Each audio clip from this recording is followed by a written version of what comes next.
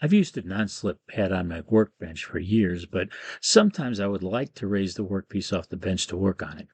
I purchased these plastic blocks called lock blocks from Chips Fly, and I'm anxious to try them out. They come in sets of four, and each block has a dovetail on each side to lock it to another block. You can hook them into a square or rectangular shape for your current project.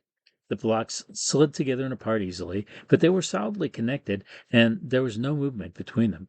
I placed the top of the pad on the bench and the arrangement didn't want to slide around, so I was ready to put the blocks to a practical test with my trim router.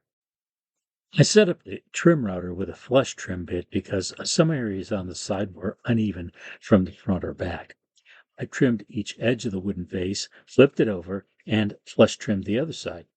The process went so smoothly, I kept using the lock blocks and returned with a roundover bit to remove the sharp edges from the vase.